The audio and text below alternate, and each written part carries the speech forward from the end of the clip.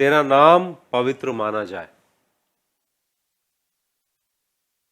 हम परमेश्वर से मांग रहे हैं कि परमेश्वर, मैं मांगता हूं कि तेरा नाम पवित्र माना जाए। इस्राएल ने क्या उसके नाम को दूषित किया?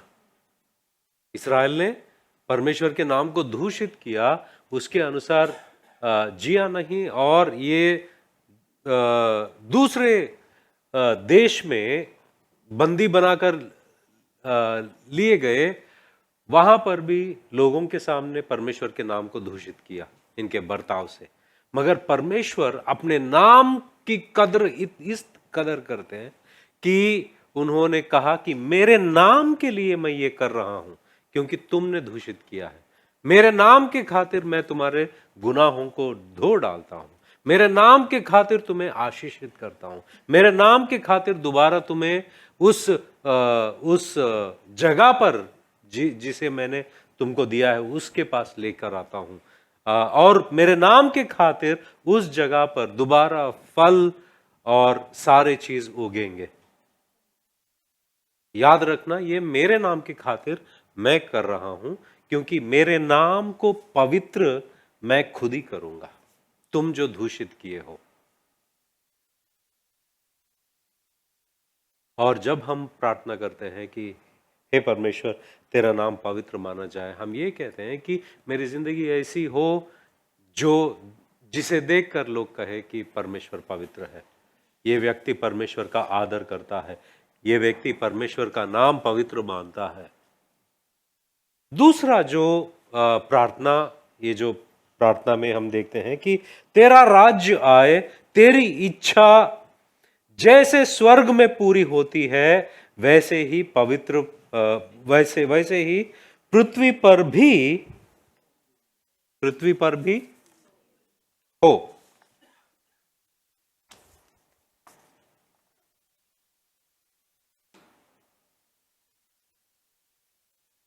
पृथ्वी पर भी हो। तेरा राज्य आए, तेरी इच्छा जैसी स्वर्ग में पूरी होती है वैसे पृथ्वी पर भी हो। जब हम ये बात सुनते हैं, तेरा राज्य आए, तेरा राज्य आए, नए नियम में जब हम सिर्फ सुसमाचारों को देखते हैं, 4 सुसमाचार, मत्ती, मरकुस, लूका और यूहन्ना, इन 4 सुसमाचारों में तकरीबन 126 बार परमेश्वर का राज्य, ये जो शब्द है परमेश्वर का राज्य, उसका इस्तेमाल किया गया है। इतने बार यीशु मसीह परमेश्वर के राज्य करके प्रचार कर रहे थे। यीशु मसीह ही नहीं, यीशु मसीह से पहले बपतिस्मा देने वाला यूहन्ना आकर परमेश्वर का राज्य निकट है, आप मन फिराओ, परमेश्वर का राज्य निकट है, आप मन फिराओ, ऐसा प्रचार करने लगा। यीशु मसीह, जब यूहन्ना को मार डाला गया, यीशु मसीह प्रचार करने लगे कि परमेश्वर का राज्य निकट है, मन फिराओ। शिष्यों ने प्रचार करने लगे कि परमेश्वर का राज्य निकट है, आप मन फिराओ। एक आश्चर्य बात यह है कि किसी ने इनसे पूछा नहीं कि ये क्या बोल रहे हो आप।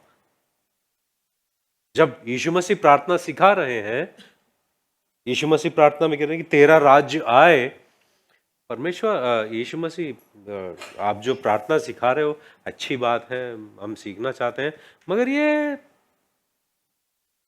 परमेश्वर का राज्य आए, ये किसके बारे में थोड़ा बताएंगे आप? ये क्या राज्य है, इसका मतलब क्या है? ऐसा किसी ने पूछा नहीं। यीशु मसीह ने भी कहीं पर समझाने की कोशिश नहीं की कि जब उन्होंने कहा कि तेरा राज्य आए, परमेश्वर का राज्य आए, किसी ने पूछा नहीं, किसी ने क्लैरिफाई नहीं किया कि भाई ये परमेश्वर का राज्य क्या है। इस बात से हमें यह पता चलता है कि परमेश्वर का राज्य, एक राज्य आने वाला है, इसकी अपेक्षा सबको है। सारे यहूदी लोग जानते हैं इस राज्य के बारे में और इसकी अपेक्षा कर रहे हैं और इसका इंतजार कर रहे हैं कि एक राज्य आने वाला है, उसका इंतजार हम कर रहे हैं। जब हम देखते हैं वचनों को, जैसे कि लूका का सुसमाचार 23वां अध्याय,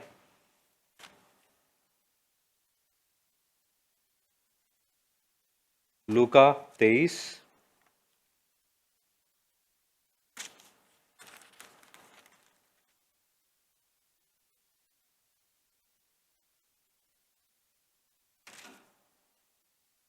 पचासवें वचन में देखते हैं, वहां यूसुफ नाम का महासभा का एक सदस्य था जो सज्जन और धर्मी पुरुष था, और उनकी योजना और उनके इस काम से प्रसन्न ना था।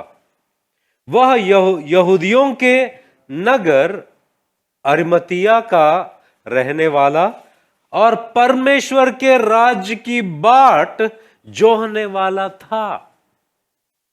मतलब ये ऐसा व्यक्ति था कि परमेश्वर के राज्य का इंतजार कर रहा था। और एक वचन हम देखते हैं लूका के सुसमाचार में ही, शुरुआत में जाते हैं। लूका का सुसमाचार 2 अध्याय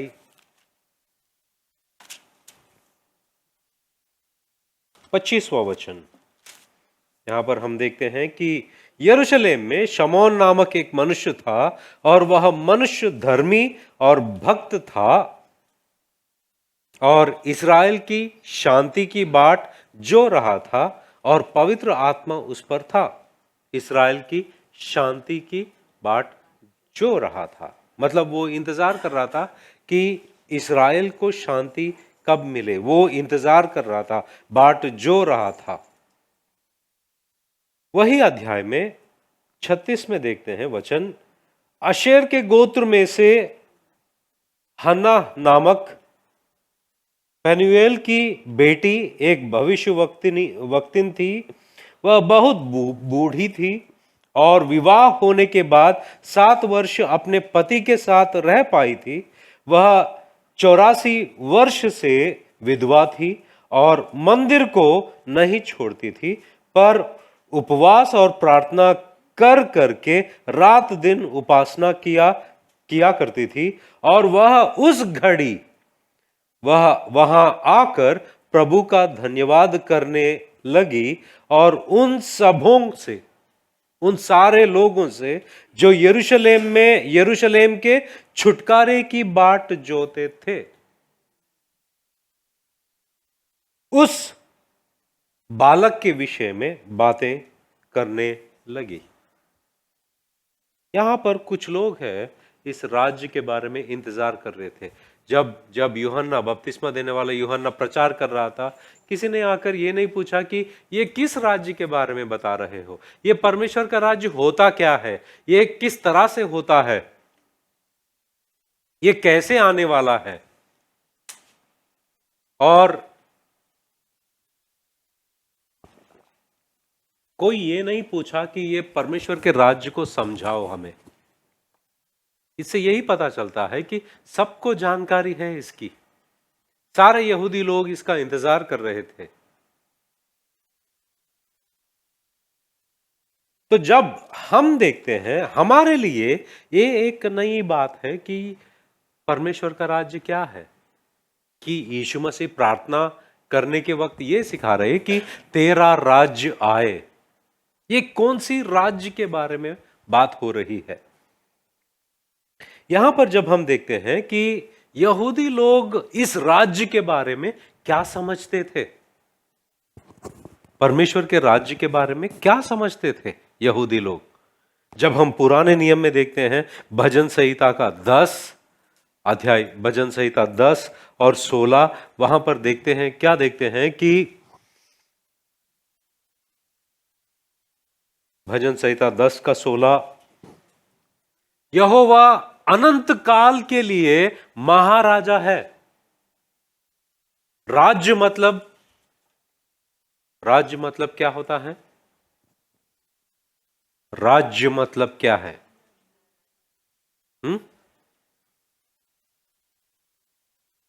जहां पर एक व्यक्ति राज्य करता है, राजा एक जगह पर जहां पर राजा होता है और उसकी प्रजा होती है, उसका इलाका होता है जहां पर उसका राज्य चलता है और वहां के लोग इन्हें राजा करके स्वीकार किए हैं।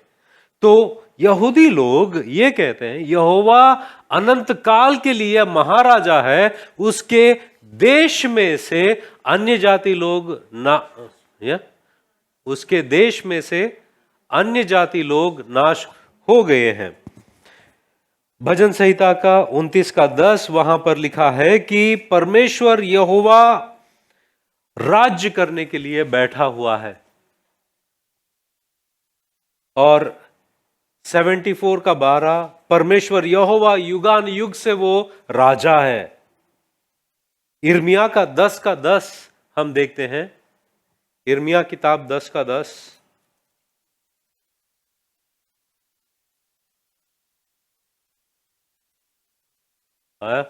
परंतु यहोवा वास्तव में परमेश्वर है, जीवित परमेश्वर और सदा का राजा वही है।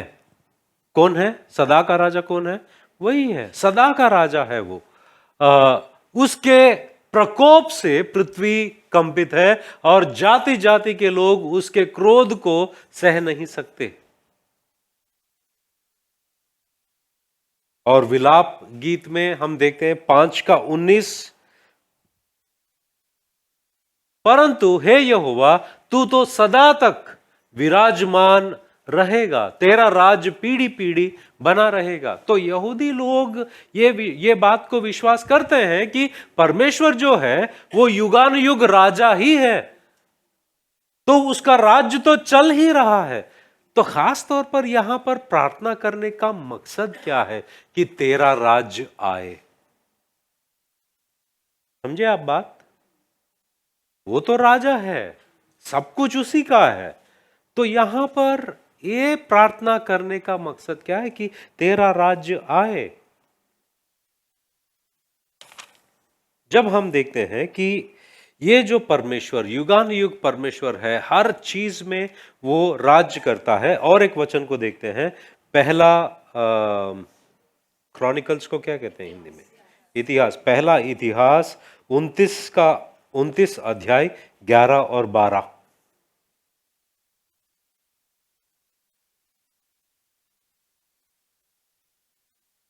हे यहोवा महिमा, पराक्रम, शोभा, सामर्थ और वैभव तेरा ही है, क्योंकि आकाश और पृथ्वी में जो कुछ है वह तेरा ही है। हे यहोवा राज्य तेरा है और तू सबों के ऊपर मुख्य और महान ठहरा है। यहां पर यह वचन में जब हम देखते हैं कि आकाश और पृथ्वी में जो कुछ है वह तेरा ही है, आकाश में और पृथ्वी में जो कुछ भी है वो सब कुछ परमेश्वर का है, वह तेरा ही है, राज्य तेरा है और तू सबों के ऊपर मुख्य और महान ठहरा है। नेक्स्ट, धन और महिमा तेरी ओर से मिलती है और तू सबों के ऊपर प्रभुता करता है। वो क्या करता है?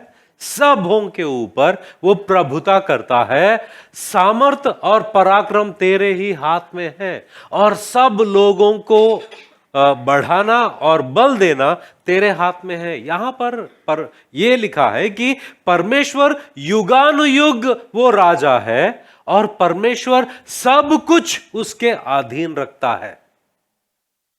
अगर वो सदा के लिए राजा है और सब कुछ पर वो राजा है, तो यहां पर मकसद क्या है कि उसका राज्य आए। क्या उसका राज्य नहीं आया? क्या उसका राज्य नहीं है? कितने लोग वचन को समझ रहे हो?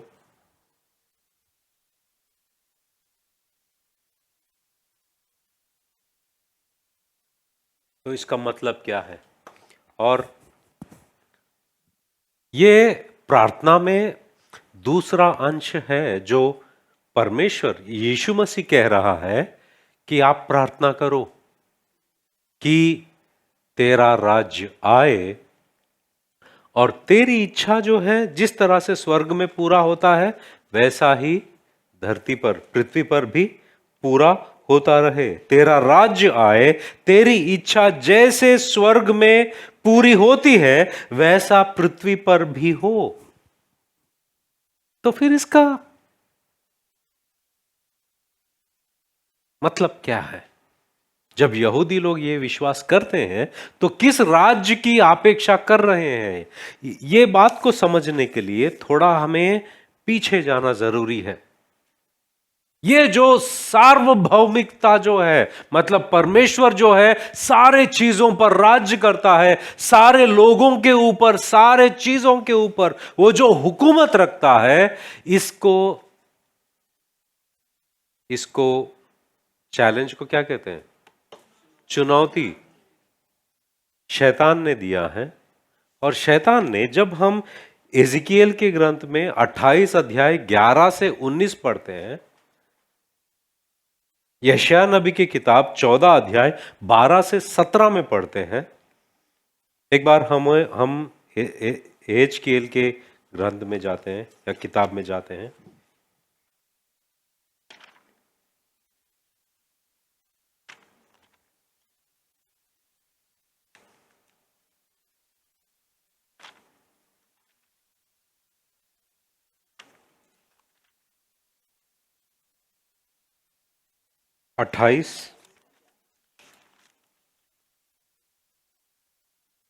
अट्ठाईस के 11 से 19 तक हम पढ़ते हैं।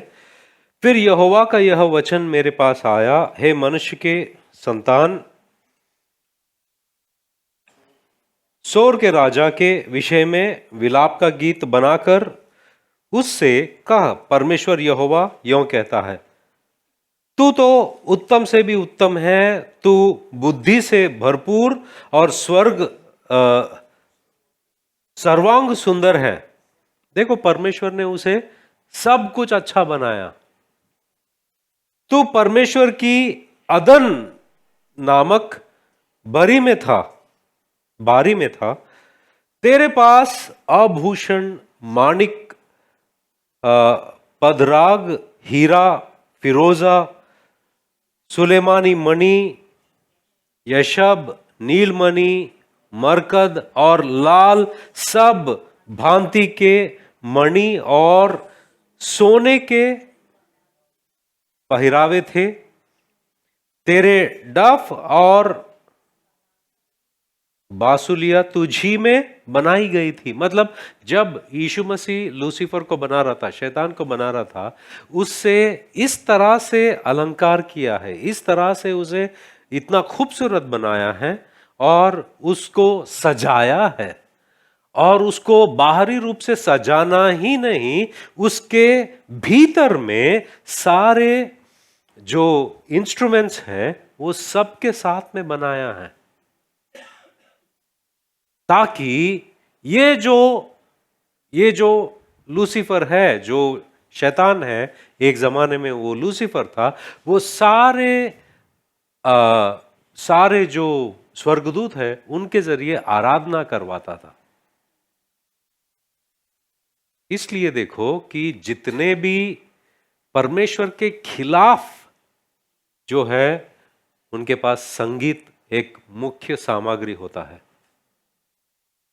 उनके पास वो संगीत होता है। इसलिए जो दुनिया के संगीत के लिए जितना आकर्षित होते हैं लोग, उतना आकर्षित परमेश्वर के संगीत के लिए नहीं होते हैं। उसमें जितना मजा आता है लोगों को, इधर नहीं आता है। इसलिए आप YouTube पर क्या सुनते हो, थोड़ा सावधान। कौन से गाने ज्यादा सुनते हो, कौन से गाने आपको ज्यादा खिंचाव देती है, सावधान रहना। तो यहां पर देखो, तू छाने वाली अभिषिक्त करूब था, मैंने तुझे ऐसा ठहराया कि तू परमेश्वर के पवित्र पर्वत पर रहता था। तू आग सरीखे चमकने वाले मणियों के बीच चलता फिरता था। जिस दिन से तू सिरजा गया और जिस दिन तक तुझ में कुटिलता ना पाई गई, उस समय तक तू अपनी सारी चाल चलन में निर्दोष रहा। हर चीज में वो निर्दोष था, सब कुछ अच्छा था, परंतु लेन देन की बहुतायत के कारण तू उपद्रव से भरकर पापी हो गया। इसी से मैंने तुझे अपवित्र जानकर परमेश्वर के पर्वत पर से उतारा, और हे छाने वाले करूब, मैंने तुझे आग सरी के चमकने वाले मणियों के बीच से नष्ट किया है। और हम 17, 18, 19 आप पढ़ सकते हो, मगर हम एशिया के किताब में जा सकते हैं। एशिया नबी की किताब में 14 अध्याय,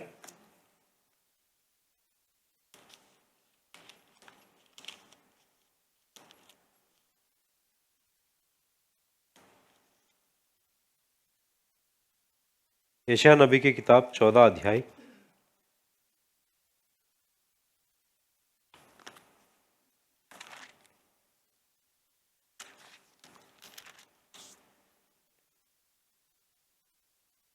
और 12 से।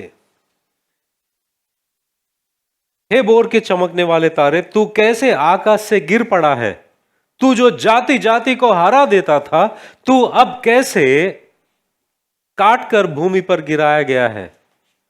तू मन में कहता तो था, क्या कहता था ये?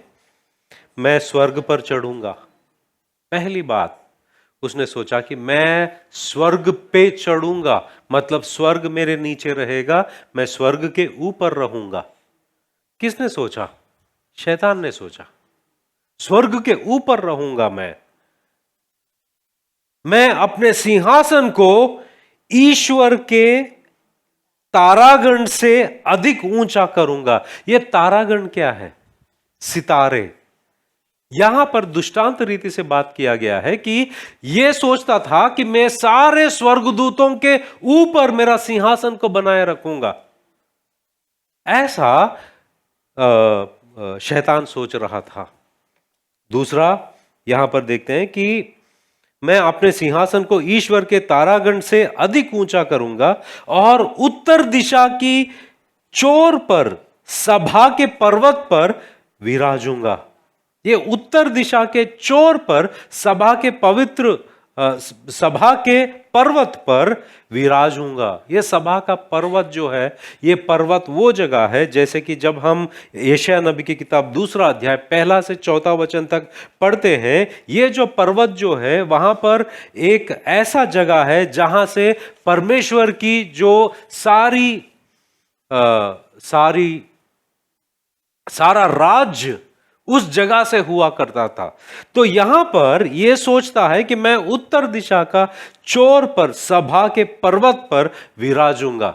जैसा परमेश्वर कर रहा है उसी तरह मैं भी बनूंगा, मैं भी राज्य करूंगा। वचन 14 में लिखा है कि मैं मेघों से भी ऊंचे ऊंचे स्थानों के ऊपर चढ़ूंगा। मेघों से, बादलों के बारे में जब हम बात करते हैं 150 बार कुछ लिखा गया है बादलों के बारे में, उसमें से 100 बार यह लिखा गया है कि बादल इस बात को दर्शाते हैं परमेश्वर की उपस्थिति को, और परमेश्वर की उपस्थिति को दर्शाते हैं। और ये इसको लगता था कि जैसा परमेश्वर अपने बादलों से ऊपर है वैसा मैं भी रहूंगा। और आखिर में वो कहता है कि मैं परम प्रधान के तुल्य हो जाऊंगा। वो जानता था कि वो खुद परमेश्वर नहीं बन सकता, क्योंकि वो तो बनाया गया है, मगर वो चाहता था कि मैं उसके तुल्य तो बनूं। जब शैतान को गिराया गया है, जब शैतान को गिराया गया है, वो इस जमीन में आया, इस धरती पर आया, और क्या किया पता है? खुद का राज्य की स्थापना की। किसकी स्थापना? खुद का स्थापना। जब वो यीशु मसीह के पास आया, एक बार हम मत्ती का सुसमाचार 4 अध्याय में देखते हैं। मत्ती का सुसमाचार 4 अध्याय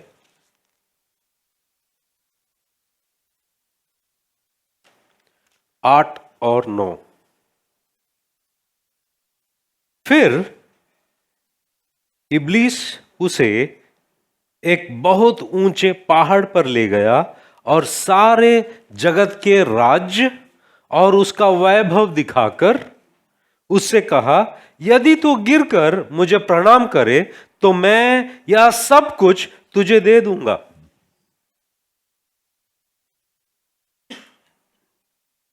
यीशु मसीह ने यह नहीं कहा कि इसका वैभव जो है, सब कुछ तू जो बोल रहा है कि मैं तुझे दूंगा, यीशु मसीह ने ये नहीं कहा कि ये तेरे तो है ही नहीं तो तू कैसे देगा मुझे। यीशु मसीह ने ऐसा नहीं कहा। क्यों? यीशु मसीह जानता था कि इसने अपने राज्य को बनाया है। वचन क्या कहता है?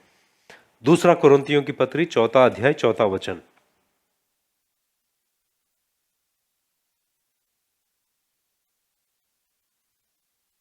दूसरा कुरिन्थियों की पत्री 4 अध्याय 4 वचन। और उन अविश्वासियों के लिए जिनकी बुद्धि इस संसार के ईश्वर ने, शैतान को कहा गया है इस संसार का ईश्वर। इस संसार का ईश्वर मतलब जो इस संसार पर राज्य करने वाला है। इस संसार का ईश्वर कौन है? शैतान। ईश्वर ने अंधी कर दी है, उनकी बुद्धियों को अंधा बनाया है ताकि वो सुसमाचार ना देखे, ताकि मसीह जो परमेश्वर का प्रतिरूप है उसके तेजो में सुसमाचार का प्रकाश उन पर ना चमके। शैतान जो है इस संसार का ईश्वर कहा गया है उसे, मतलब इस संसार का राजा है वो और राज्य कर रहा है, ऐसा वचन में दर्शाया गया है। दूसरा वचन एफिसियों की पत्री 2 अध्याय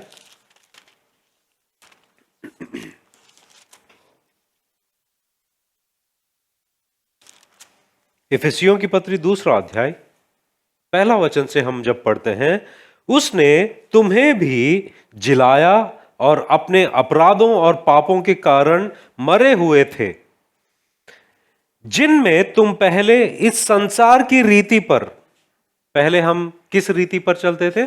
इस संसार के रीति पर चलते थे और आकाश के अधिकार के हाकिम अर्थात उस आत्मा के अनुसार चलते थे।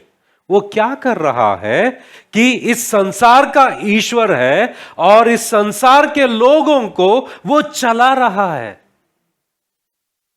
क्या कर रहा है? चला रहा है और इस संसार के लोग उसके पीछे चल रहे हैं। उनको कैसे चला रहा है? कि इस संसार की एक रीति बनाया है। इसलिए पौलुस कहता है इस संसार के सदृश ना बनो, मगर अपने मन को बदलते हुए परमेश्वर की इच्छा जानो।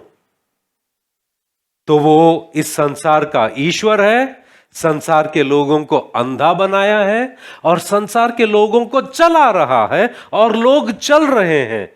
तुम लोग उस समय मसीह से, दूसरा अध्याय में हम पढ़ रहे, दूसरा अध्याय में, जिनमें तुम पहले इस संसार की रीति पर और आकाश के अधिकार के हकीम अर्थात उस आत्मा के अनुसार चलते थे,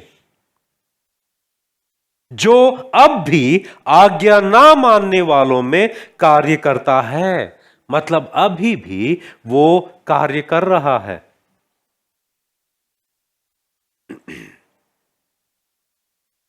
यूहन्ना का सुसमाचार 14:30।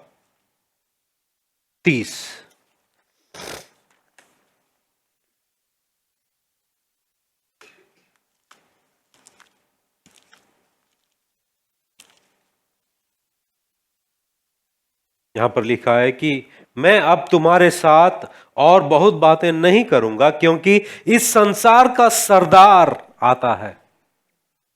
उसे क्या कहा गया है? इस संसार का क्या है? वो सरदार है, the ruler of this world, इस संसार का सरदार। मतलब वो क्या कर रहा है? जब शैतान के दिल में यह बात को जाना गया, परमेश्वर ने उसे वहां से हटा दिया, यहां पर आया। परमेश्वर जिस तरह से राज्य करता है, उस तरह से अपना खुद का राज्य इस दुनिया में बनाकर रखा है। जैसे पॉलिटिक्स होता है, पहले प्रधानमंत्री होते हैं, उनके नीचे बहुत सारे मंत्री होते हैं, उस मंत्री के नीचे बहुत सारे एमएलए होते हैं, एमएलए के नीचे सरपंच होते हैं, सरपंच के नीचे वार्ड मेंबर्स होते हैं, एटसेट्रा एटसेट्रा। वैसे ही उसका भी एक राज्य है।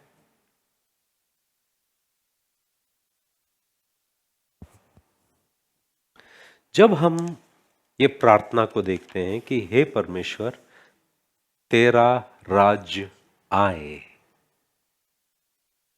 इस बीच में परमेश्वर अपनी राज्य की स्थापना कर रहा है, अपनी राज्य की स्थापना कर रहा है। इसलिए जब हम देखते हैं कि पहला कुरिन्थियों की पत्री 15 अध्याय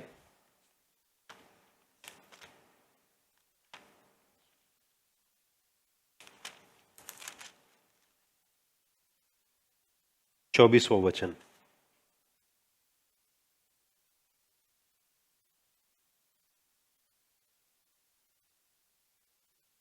हम लोग 20 से पढ़ सकते हैं। परंतु सचमुच मसीह मुर्दों में से जी उठा है, और जो सो गए हैं उनमें वह पहला फल हुआ, क्योंकि जब मनुष्य के द्वारा मृत्यु आई तो मनुष्य ही के द्वारा मरे हुओं का पुनरुत्थान भी आया।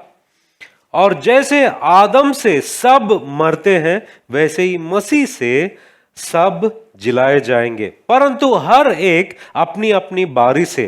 पहला फल मसीह, फिर मसीह के आने पर उसके बाद अंत होगा। उस समय वह सारी प्रधानता और सारा अधिकार और सामर्थ का अंत करके राज्य को परमेश्वर पिता के हाथों में सौंप देगा। यीशु मसीह क्या करेगा? सारा राज्य जो है वो परमेश्वर पिता के हाथों में सौंप देगा, क्योंकि जब तक वह अपने बैरियों को अपने पांवों तले ना ले आए, तब तक उसका राज्य करना अवश्य है।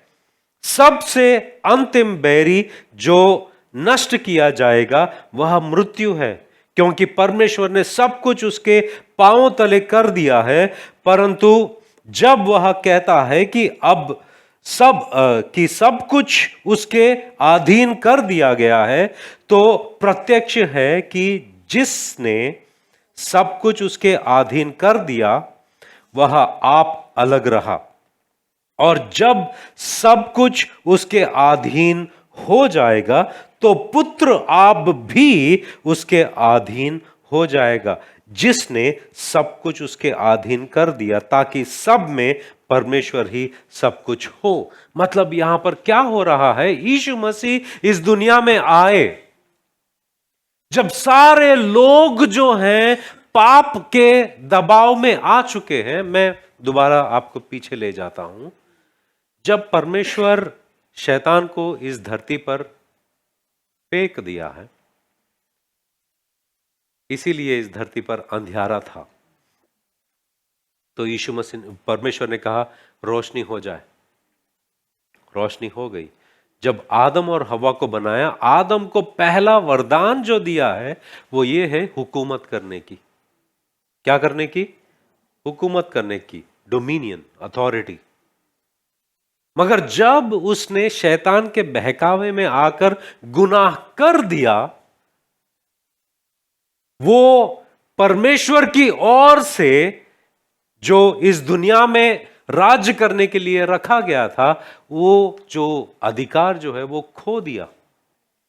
अब वो गुनाह के दबाव में आया और शैतान के नीचे आ गया। गुनाह के वजह से शैतान लोगों पर राज करने लगा। मगर परमेश्वर हर बार एक व्यक्ति को चुना। उन सारे लोगों में से जो सारे लोग शैतान की तरफ जा रहे थे, एक व्यक्ति को चुना। जैसा हाबिल, उसके बाद में शेत, शेत के बाद में हानोक, हानोक के बाद में नोआ, नोआ, एक व्यक्ति को एक वक्त एक व्यक्ति को चुनकर अपने नाम को उसके जरिए बयान किया। इसलिए परमेश्वर का राज्य के बारे में जब हम बात करते हैं, यीशु मसीह बहुत सारे दृष्टांतों को दिया है। परमेश्वर का राज्य राई की तरह है, वो सबसे छोटा है, मगर जब आप बोते हो तो उसमें से एक पेड़ उगता है और सारे पंछी उस पर बैठते हैं।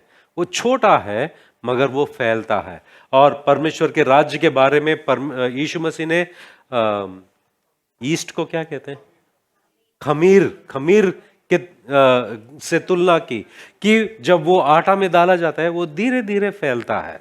वैसे ही ये दृष्टांत रीति से बात किया गया कि परमेश्वर जो है अपना राज्य का स्थापना जो है वो धीरे धीरे फैलाते हैं।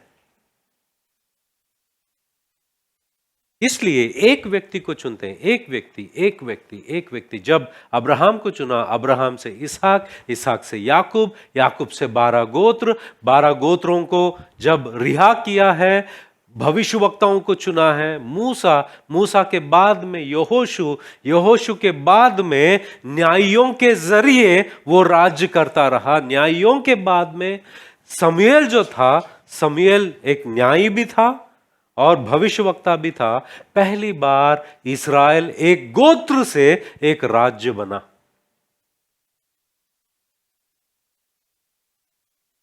अब राज्य से परमेश्वर कहता है दाऊद से,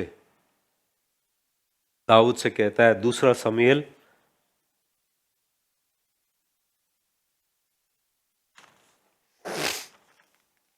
7, दूसरा शमूएल का 7वें अध्याय में शमूएल जो है वो परमेश्वर के लिए घर बनाना चाहता था। मैं तो घर में हूं, मगर परमेश्वर जो है वो तंबू में है, तो मैं परमेश्वर के लिए घर बनाना चाहता हूं। तब परमेश्वर जो है नातान भविष्यवक्ता को भिजाते हैं दाऊद से बात करने के लिए। वहां पर दाऊद से कहता है, दूसरा शमूएल उसका 7 अध्याय 7 और हम 12 से पढ़ते हैं।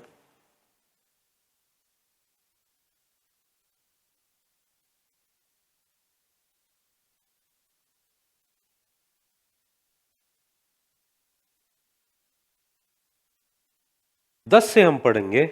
और मैं अपनी प्रजा इस्राएल के लिए एक स्थान ठहराऊंगा और उसको स्थिर करूंगा कि वह अपने ही स्थान में बसी रहेगा और कभी चलायमान ना होगी, और कुटिल लोग उसे फिर दुख ना देने पाएंगे जैसा कि वह पहले करते थे। वरन उस समय से भी जब मैं अपनी प्रजा इस्राएल के ऊपर न्याय ठहराता था, और मैं तुझे तेरे समस्त शत्रुओं से विश्राम दूंगा। यहोवा तुझे यह भी बताता है कि यहोवा तेरा घर बनाया रखेगा। मतलब जब दाऊद कहता है कि हे परमेश्वर मैं तेरा घर बनाना चाहता हूं, परमेश्वर कहता है नहीं, मैं तेरा घर बनाऊंगा। क्या कहता है? मैं तेरा घर बनाऊंगा। आगे जाके कहता है जब तेरी आयु पूरी होगी, हो जाएगी और तू अपने पुरखों से के संग सो जाएगा, तब मैं तेरे निज वंश को तेरे पीछे खड़ा करके उसके राज्य को स्थिर करूंगा। मेरे नाम का घर वही बनवाएगा और मैं उसकी राज गद्दी को सदैव स्थिर रखूंगा। परमेश्वर ये नहीं कहता है कि उसे मैं सर्वदा के लिए, सदैवा के लिए स्थिर रखूंगा। परमेश्वर यह कहता है कि उसकी गद्दी को मैं सर्वदा रखूंगा। तो यहां पर दाऊद समझा कि ये मेरे बेटे सोलोमोन के बारे में नहीं, सुलेमान के बारे में नहीं, सुलेमान से भी आगे होकर किसी को तो बात कर रहे हैं। यहीं पर मसीहा के बारे में हम सुनते हैं। यहूदी लोगों में यहां से ही और पहले से भी उत्पन्न हुआ है यह सोच विचार कि मसीहा आएगा और सारे शत्रुओं को, इस्राएल के सारे शत्रुओं को हटा देगा और दाऊद के सिंहासन पर बैठेगा और वो राज्य करेगा। यही परमेश्वर का राज्य है। मैं उसका पिता ठहरूंगा और वह मेरा पुत्र ठहरेगा। यदि वह अधर्म करे तो मैं उसे मनुष्यों के योग्य दंड से और आदमियों के योग्य मार से ताड़ना दूंगा। परंतु मेरी करुणा उस पर से ऐसा ना हटेगी जैसा मैंने शाऊल पर से हटा ली थी और उसको तेरे आगे से दूर किया था। वरन तेरा घराना और तेरा राज मेरे सामने सदा अटल बना रहेगा। तेरी गद्दी सदैव बनी रहेगी। तो यहां पर दाऊद के जरिए और भी बातें हम देखते हैं। यशायाह नबी के किताब में जब हम जाते हैं, यशायाह नबी के जरिए 9वें अध्याय में उस बालक के बारे में हम जानते हैं जिसके ऊपर राज्य का बोझ डाला गया है और वो सदैव रहेगा। दानियल के किताब में देखते हैं कि परमेश्वर का राज्य युगानुयुग रहेगा, सारे राज्य नाश किए जाएंगे। अब यहूदियों के दिमाग में यह बात बैठ गया है कि मसीहा आएगा, सारे शत्रुओं को नाश करेगा और परमेश्वर का राज्य को स्थापना करेगा और उसके राज्य में हम खुश रहेंगे।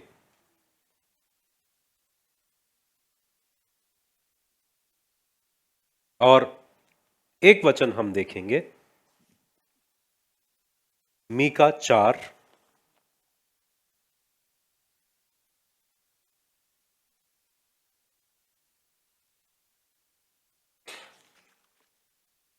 मीका का पुस्तक 4 पहले से लेकर 8वें वचन तक पढ़ते हैं, क्योंकि जो बातों को हम सुनते हैं ये जो प्रार्थना में, वही शब्द हमें यहां दिखाई देता है। अंत के दिनों में ऐसा होगा कि यहोवा के भवन का पर्वत सब पहाड़ों पर दृढ़ किया जाएगा और सब पहाड़ियों से अधिक ऊंचा किया जाएगा और हर जाति के लोग धारा के समान उसकी ओर चलेंगे। हर जाति के लोग, यहां पर कलीसिया दिखाई देती है, और बहुत सी जातियों के लोग जाएंगे और आपस में कहेंगे, आओ हम यहोवा के पर्वत पर चढ़कर याकूब के परमेश्वर के भवन में जाएं। तब वह हमको, मतलब यहूदियों को, अपने मार्ग सिखाएगा और हम उसके पतों पर चलेंगे, क्योंकि यहोवा की व्यवस्था सियोन से और उसका वचन यरूशलेम से निकलेगा। वह बहुत से देशों के लोग का न्याय करेगा और दूर दूर तक की सामर्थी जातियों के झगड़ों को मिटाएगा और इसलिए वे अपनी तलवारें पीटकर हल्के फाल और अपने भालों से हंसियां बनाएंगे। तब एक जाति दूसरी जाति के विरुद्ध तलवार फिर न चलाएगी। मतलब वो राज्य में कभी लड़ाई झगड़ा नहीं होगा, वो राज्य में कोई तलवारबाजी नहीं होगी, क्योंकि उसकी जरूरत नहीं है। और लोग आगे को युद्ध विद्या ना सीखेंगे, क्योंकि उसकी जरूरत नहीं, क्योंकि वो परमेश्वर का राज्य है। परंतु वे अपनी अपनी दाखलता और अंजीर के वृक्ष तले बैठा करेंगे। और कोई उनको ना डराएगा। सेनाओं के यहोवा ने यही वचन दिया है। सब राज्यों के लोग तो अपने अपने देवता का नाम लेकर चलते हैं, परंतु हम लोग अपने परमेश्वर यहोवा का नाम लेकर सदा सर्वदा चलते रहेंगे।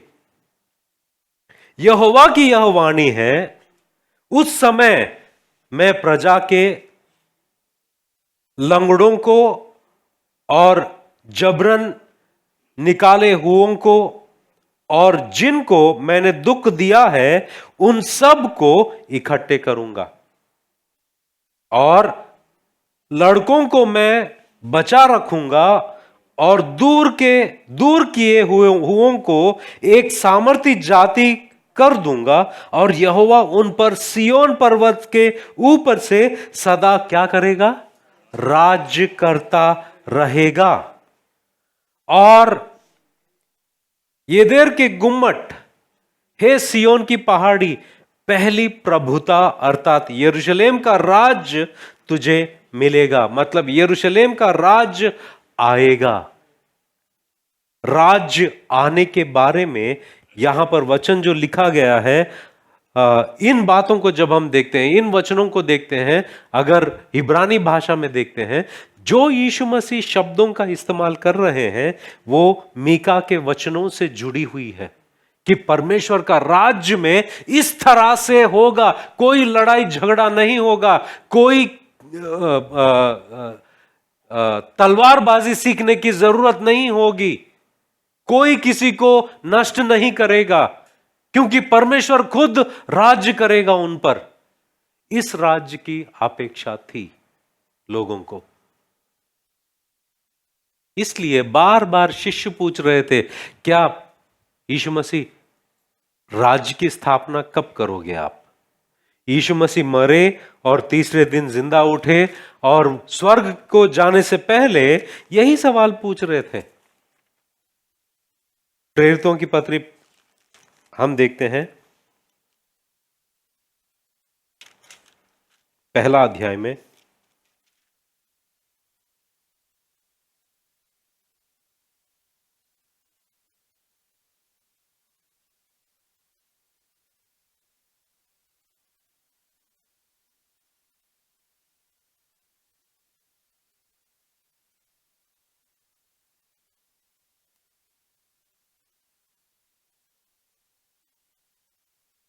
वचन 6, अतः उन्होंने इकट्ठे होकर उससे पूछे, हे प्रभु, क्या तू इस समय इस्राएल को राज्य फेर देगा? उसने उनसे कहा, उन समयों का, कालों का जानना जिनको पिता ने अपने ही अधिकार में रखा है, तुम्हारा काम नहीं। वो तब भी यही पूछ रहे कि क्या आप राज्य की स्थापना करोगे अभी? यीशु मसीह कह रहा है कि वो समय तुम्हारा जानना नहीं है। अब तुम्हारे ऊपर पवित्र आत्मा आएगा और आप मेरी गवाही और सुसमाचार सारे जगह फैलाओगे। इस पर ध्यान दो। वो राज्य कब आएगा? वो परमेश्वर के हाथ में है, ये पिता के हाथ में है। अब हमारी बात आती है कि ये परमेश्वर का राज्य जो है, जो आने वाला है, सारे यहूदी लोग इसकी अपेक्षा कर रहे थे। क्या तू मसीहा है? अगर मसीहा है तो हमें अभी बता। कभी कभी तो लोगों ने इनको राजा बनाने के लिए, यूहन्ना के सुसमाचार में हम देखते हैं कि जबरदस्ती राजा बनाने के लिए ले जा रहे थे। यीशु मसीह कहते हैं कि वो अभी नहीं आएगा, अंत में आएगा, मगर उसकी शुरुआत मैं कर रहा हूं। अगर मैं परमेश्वर के आत्मा से दुष्ट आत्माओं को भगा रहा हूं, परमेश्वर के उंगली से दुष्ट आत्माओं को भगा रहा हूं, परमेश्वर का राज्य तुम्हारे बीच में है। परमेश्वर का राज्य आया है। तो शुरुआत यीशु मसीह ने कर दिया है। जब भी हम जाकर सुसमाचार प्रचार करते हैं, एक व्यक्ति जो है जब यीशु मसीह को स्वीकार करता है, कोलोसियों की पत्री पहला अध्याय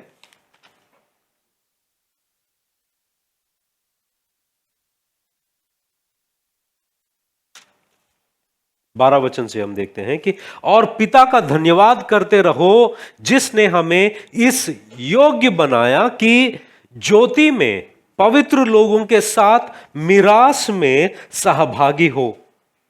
उसी ने हमें अंधकार के वश से छुड़ाकर अपने प्रिय पुत्र के राज्य में प्रवेश कराया। मतलब एक राज्य से छुड़ाकर और एक राज्य में हमें शामिल किया गया। शैतान के राज्य से छुड़ाकर परमेश्वर के राज्य में हमें जमा किया गया, जिसमें हमें छुटकारा अर्थात पापों की क्षमा प्राप्त होती है। परमेश्वर का राज्य, परमेश्वर का राज्य कैसे आएगा? किसी ने कहा एक एक व्यक्ति को जब हम सुसमाचार प्रचार करते हैं, जब वो स्वीकार करता है, वो अंधकार से छुड़ाकर परमेश्वर के राज्य में जुड़ा जाएगा। मगर ये जो परमेश्वर का राज्य है, जब हम प्रार्थना करते हैं, गिव मी दैट बैक, ये जो परमेश्वर का राज्य के बारे में हम प्रार्थना कर रहे हैं, अपने लिए क्या मायने रखता है? आप और मैं जो प्रार्थना कर रहे हैं, हमारे लिए क्या मायने रखता है?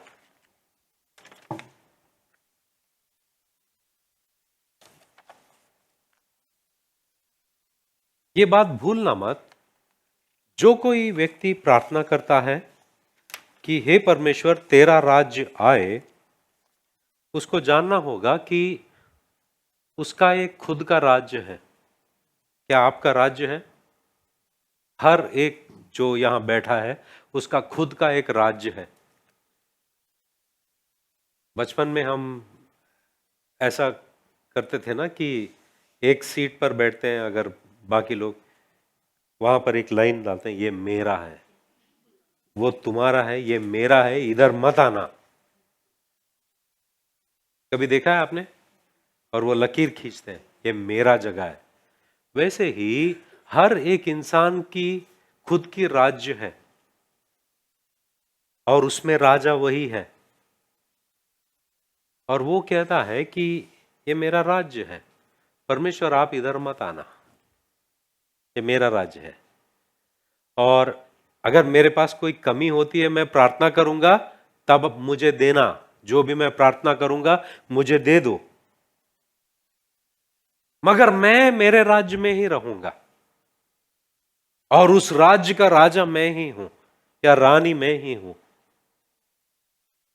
हमारे जिंदगी में ऐसे बहुत सारे क्षेत्र हैं जहां पर हम परमेश्वर को बुलाते नहीं, क्योंकि अगर परमेश्वर आता है तो मेरा हुकूमत निकल जाएगा। जब आप प्रार्थना करते हो परमेश्वर तेरा राज्य आए, क्या आप अपने आप को सौंपने के लिए तैयार हो? उसे राजा मानने के लिए तैयार हो? या ये कहने के लिए तैयार हो कि तू हम पर राज्य कर? आपको याद है पाम संडे के दिन मैंने प्रचार किया था कि लोग अपने वस्त्र को निकालकर उस गधे के सामने डाल रहे थे और यीशु मसीह उसके ऊपर चल रहे थे। इसका अर्थ क्या है? कि तू हम पर राज्य कर। जब आप प्रार्थना करते हो कि तेरा राज्य आए, हमारा राज्य जो है उसका नष्ट होना जरूरी है। हमारी मर्जी जो है वो बंद होना जरूरी है, क्योंकि अक्सर ऐसा होता है हमारा राज्य हमने बना के रखा है, मेरी मर्जी होनी चाहिए, मेरी इच्छा पूरी होनी चाहिए, मेरी चाहतें जो भी है वो पूरी होनी चाहिए। मैं जब तक ये मैं का जो आपका सिंहासन होता है वो हटता नहीं, परमेश्वर का राज्य आपकी जिंदगी में नहीं आएगा।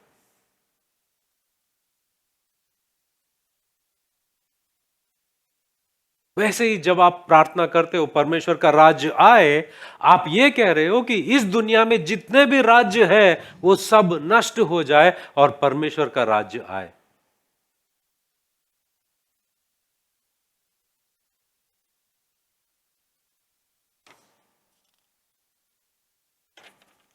क्योंकि आप जानते हो क्या, परमेश्वर का राज्य जो स्वर्ग में होता है, स्वर्ग में उसका कोई विरोधी नहीं है। स्वर्ग में उसकी हर बात मानी जाती है। स्वर्ग में उसकी हर इच्छा पूरी होती है। स्वर्ग में ऐसा कोई नहीं कि उसका बात नहीं मानता है। स्वर्ग में हर एक जो है वो जानता है कि ये भला है, ये परमेश्वर जो है वो भला है, वो अच्छा है, उसकी मर्जी सही है, उसकी मर्जी पूरी होनी चाहिए क्योंकि वो अच्छा है। जब हम प्रार्थना करते हैं कि तेरा राज्य आए, हम यही कह रहे हैं कि तू भला है। जब तू राज्य करेगा सब कुछ सही होगा। जब तू राज्य करेगा सब कुछ सही होगा। इसका मतलब यह है कि मेरी मर्जी हो या ना हो, मगर तेरी मर्जी मेरी जिंदगी में पूरी हो। कुछ दिन पहले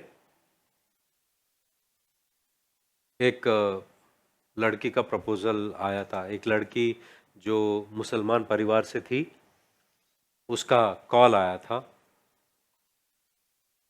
और वो लड़के की खोज में है शादी के लिए।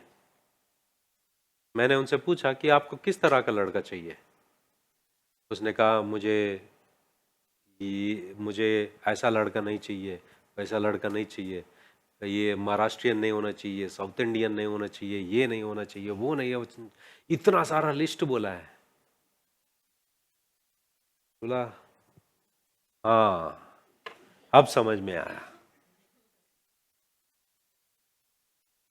मैंने उनसे पूछा, क्या आपने कभी प्रार्थना किया कि परमेश्वर तेरी मर्जी मेरी जिंदगी में पूरी हो? क्योंकि अगर परमेश्वर की मर्जी सबसे भली है तो खुद की मर्जी में राजा क्यों बन रहे हो?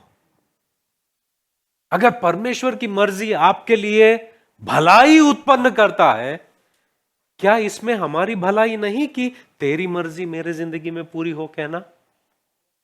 नहीं, अगर कोई लड़कियां हैं ऐसा प्रार्थना कर रहे हैं, प्लीज मुझे माफ करना, मैं तुम्हारी बात नहीं कर रहा हूं, मैं उसकी बात कर रहा हूं। ऐसा मत बोलना है पास्टर मेरे बारे में बोल रहे नहीं, तो आपके बारे में नहीं, यहां पर कोई ऐसा नहीं है। मैं जो कॉल आया उसकी बात कर रहा हूं। मगर ये मैं जरूर बताना चाहूंगा, अगर आप लड़की हो और शादी के लिए देख रहे हो, ऐसा प्रार्थना करो कि तेरी मर्जी मेरे जिंदगी में पूरी हो। कोई सीमाएं मत डालो परमेश्वर को, कोई सीमाएं मत डालो। उसकी मर्जी के लिए अपने आप को सौंपना जरूरी है, क्योंकि उसकी मर्जी में ही हमारी भलाई है। जब आप प्रार्थना करते हो कि तेरा राज्य आए, तू हमारा राजा बने, तू जो चाहे वही मेरे जिंदगी में हो, ये कह रहे हो आप। अगर ये नहीं कहना है तो ये प्रार्थना आपके लिए नहीं है। ये प्रार्थना उनके लिए नहीं है जो नहीं चाहते हैं कि उसका राज्य आए। हम क्या प्रार्थना कर रहे हैं? प्रार्थना ये नहीं कि कैसे मैं वो बातें कहूं जिससे परमेश्वर जो नहीं दे रहा है वो दे देगा। बातों को सीखना प्रार्थना नहीं है। कैसे वो सही अल्फाज बोले जिससे परमेश्वर कन्विंस हो जाएगा। नहीं, परमेश्वर उसके लिए नहीं देख रहा है।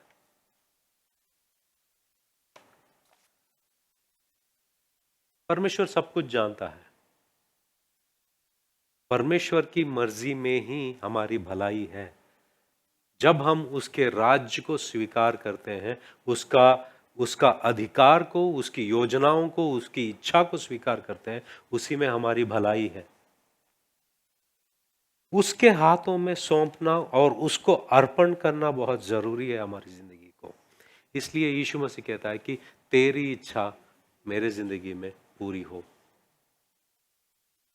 तेरी इच्छा पूरी हो, मेरी मर्जी नहीं। जब हम प्रार्थना करते हैं तेरा राज्य आए और तेरी मर्जी पूरी हो, मेरी नहीं, तेरा राज्य आए, तेरी इच्छा जैसे स्वर्ग में पूरी होती है, स्वर्ग में उसकी इच्छा पूरी होती है, वैसे ही इस धरती में भी हो। परमेश्वर की इच्छा और परमेश्वर का राज्य ना आने के लिए क्या क्या रुकावटें हैं पता है? क्या क्या, कौन उसका विरोध करते हैं? रुकावटें नहीं, विरोध कौन करता है पता है?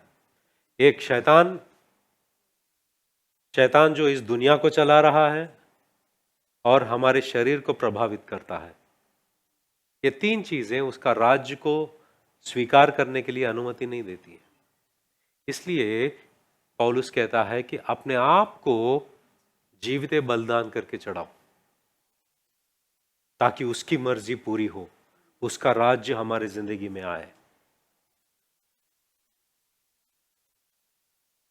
एक मसीही या ईसाई जिंदगी ऐसी है, वो समर्पण करने वाली जिंदगी है। उसकी मर्जी को समर्पण करना, अर्पण करना, अपने आप को उसकी मर्जी होने के लिए स्वीकार करना। हर वक्त तेरी मर्जी पूरी हो, तेरी मर्जी पूरी हो, तेरा राज्य इस वक्त, मैं जहां पर काम कर रहा हूं तेरा राज्य वहां पर आए, मैं मेरे घर में तेरा राज्य आए, मेरे इर्द गिर्द में तेरा राज्य आए, कि लोग तुझे स्वीकार करें, तुझे राजा माने, तेरे नियमों का पालन करें। प्रार्थना करते हैं।